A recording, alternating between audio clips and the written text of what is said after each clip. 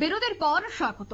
আবারও বাংলাদেশের দিকে নজর রাখতে হচ্ছে, কারণ বাংলাদেশে হিন্দুদের উপর অত্যাচার, তাদের বাড়ি ঘরে হামলা, এই ধরনের অভিযোগ কিন্তু নতুন নয়। এবার আরো একটি নয়া সংযোজন। কিসে সংযোজন? এবার হিন্দুরা সাংবাদিক সম্মেলন করতে পারবেন না, এই বিষয়টার উপর কিন্তু এবার গুরুত্ব উঠে, বা এই বিষয়টার উপর কিন্তু এবার একটা বড়সড় নিষেধাজ্ঞা চলে এসেছে। হিন্দুদের সাংবাদিক বৈঠক এবার বন্ধ করতে হবে, সেই বিষয়টা বা সেই বার্তা দিয়েছে ইউনূসের পুলিশকে ব্যবহার করেই ঢাকায় হিন্দুদের কণ্ঠরোধ করার কে এবার চেষ্টা করছেন অন্তর্বর্তী সরকারের প্রধান ইউনূসের বিরুদ্ধে ফুঁসছে ঢাকার একাধিক হিন্দু মন্দিরের কমিটি। বিস্তারিত জানবো, টেলিফোন লাইনে যুক্ত হয়ে গেছে প্রতিনিধি শতাব্দী দেবনাথ। শতাব্দী, যে কোনো অনুষ্ঠান বা যে কোনো কিছু জানতে গেলে আমরা জানি সাংবাদিক সম্মেলন করতে হয়, এখন সেই সাংবাদিক সম্মেলনে পর্যন্ত বাধা, ইউনূসের পুলিশে বাধা দিচ্ছে, এর পেছনে কি একটা বড়সড় চক্রান্ত রয়েছে ইউনূসের? কি বলবে? বলতে পারি যে এক প্রকার নিকৃষ্টতম মানসিকতার দ্রষ্টব্য যদি রাখতে হয় তাহলে সেটা বাংলাদেশ রাখছে, তাহলে সেটা ইউনূস রাখছে।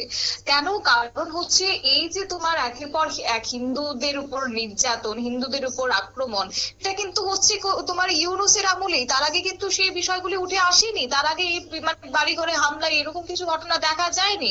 কিন্তু আজকে ইউনূসের আমলে, ইউনূসের শাসনকালে এই সমস্ত কিছু হচ্ছে, কিন্তু তারপর নীরব দর্শকের ভূমিকা রয়েছে আজকে ইউনূস। সেই জায়গায় খোদ যখন আইন শৃঙ্খলা রক্ষককারীরা যখন ভক্ষকের ভূমিকায় অবতীর্ণ হয় তাহলে তো আর সেটা বলার অপেক্ষা রাখে না। কিন্তু যখন এই যে নির্যাতন হচ্ছে তার বিরোধিতা করতে গিয়েছিল এই তোমার চিন্ময় কৃষ্ণ প্রভু, তখন কিন্তু তাকেও পর্যন্ত ছাড়া হয়নি, তাকেও পর্যন্ত জেলে ঢুকানো হয়েছে এবং তার জামিন নিয়ে রীতিমতো কিন্তু তোমার হিন্দু সংগঠনগুলো বারবার সরব হচ্ছিল। কখনো তারা রাস্তা অবরোধ করছেন, কখনো বা তারা রাস্তায় নেমে আন্দোলন করছেন, আন্দোলনমুখী হচ্ছেন আজকে হিন্দু সংগঠনগুলো, কিন্তু তাদের জবাব, তাদের আওয়াজ যেন কোনো মানে কানে পৌঁছচ্ছে না ইউনূসের। সেই জায়গায় আজকে হিন্দুদের সাংবাদিক বৈঠক রীতিমতো বন্ধ করেছে ইউনূসের পুলিশ, এবং পুলিশকে ব্যবহার করে এবার ঢাকাতে রীতিমতো হিন্দুদের কণ্ঠরোধ করতে যে এবার প্রস্তুত হচ্ছে ইউনূস, সেটাও কিন্তু আন্দাজ করতে পারছেন তারা আজকে। এবং ইউনূসের বিরুদ্ধে এক প্রকার ঢাকার যে একাধিক হিন্দু মন্দিরের কমিটি রয়েছে তারা ফুঁসছে। কেন ফুঁসছে? এই যে প্রশ্নগুলো আসছে, স্বাভাবিকভাবে দেখো এই মানে তোমার সনাতনী জাগরণ জোটের যে মুখপাত্র চিন্ময় কৃষ্ণ দাস, বা বলতে পারো শ্রীমৎ চিন্ময় কৃষ্ণ দাস ব্রহ্মচারী, তিনি কিন্তু এই মুহূর্তে মানে সেখানের মানে জেলে বন্দী রয়েছে। সেই জায়গায় তার মুক্তির দাবি নিয়ে, তার জামিন নিয়ে কিন্তু সাংবাদিক সম্মেলন করার কথা জানানো হয়েছিল তোমার হিন্দু সংগঠনের পক্ষ থেকে।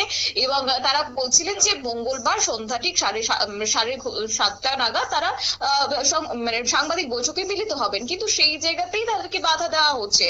এবং একই সঙ্গে একজন তিনি সোশ্যাল মিডিয়াতে আজকে বিস্ফোরক তিনি মন্তব্য করেছেন, কেননা এইরকম যে একের পর এক বিষয়গুলো ঘটছে এতে করে চুপ করে থাকা যায় না, আজকে তাদের পক্ষেও সম্ভব নয় বিষয়টা।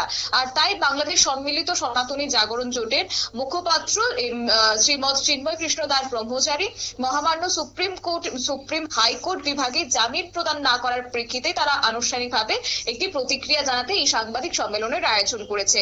আর সেই আয়োজন করা হয়েছিল মূলত তোমার ঢাকেশ্বরী জাতীয় মন্দিরে, এবং সেখানেই কার্যত একজন সদস্য তিনি আজকে যে কথাগুলি উল্লেখ করেছেন সেটা আমি বলে রাখি, যে অনুষ্ঠানের আয়োজন করার আগেই তোমার ঢাকেশ্বরী মন্দিরে দায়িত্বরত ব্যক্তির সঙ্গে তারা মানে কথা বলা হয়েছিল সাংবাদিক সম্মেলনের বিষয় প্রসঙ্গে। কিন্তু তখন অত্যন্ত দুঃখের সাথে তারা যেটা জানাচ্ছেন যে যখন ঘোষিত সময় অনুযায়ী সম্মানিত সাংবাদিক বৃন্দরা উপস্থিত হন, ঠিক সেই মুহূর্তেই আইন প্রশাসনের দায়িত্বরত সেনাবাহিনীর 3টি গাড়ি এবং পুলিশের 2 গাড়ি নিয়ে চলে আসে, সেই সঙ্গে সাংবাদিক সম্মেলন করতে বাধা সৃষ্টি করেছেন তারা। এবং তারা কোডান করেও প্রশ্ন তুলেছেন যে আমরা যখন সম্মানিত আইন প্রশাসনের কাছে প্রশ্ন করেছি আমাদের অপরাধটা ঠিক কি, আমাদের অপরাধটা কোথায় রয়েছে, আমরা কেন সাংবাদিক সম্মেলন করতে পারবো না, তখনই কিন্তু আইন প্রশাসনের দায়িত্বরত ব্যক্তিবর্গ তারা বলেছেন যে আপনাদের মন্দির কমিটি আমাদের কাছে অভিযোগ জানিয়েছেন যে আমরা উক্ত শোনার জন্য শোনার পর ঢাকেশ্বরী মন্দির কমিটির কাছে যাই এবং তাদের সঙ্গে আলোচনাও করেছি, কিন্তু তারা আমাদেরকে সহযোগিতা না করে উল্টো সাংবাদিক সম্মেলনের অনুমতি দেয়নি এবং সেই নিয়ে আমাদের আইন প্রশাসনের কাছে প্রশ্নের আমরা সম্মুখীন হতে হয়েছে। এবং সাধারণ জনগণ জাতীয় ঢাকেশ্বরী মন্দির কমিটি নিয়ে যে অভিযোগ করত, আজ তা বাংলাদেশ সম্মিলিত সনাতনী জাগরণ জোটের সম্মানিত প্রতিনিধিদের সামনে প্রমাণ করে দিয়েছে। আমাদের ঘরের শত্রু আমাদের যে ক্ষতি করছে, এটা থেকেই আজকে স্পষ্ট হয়ে গেছে।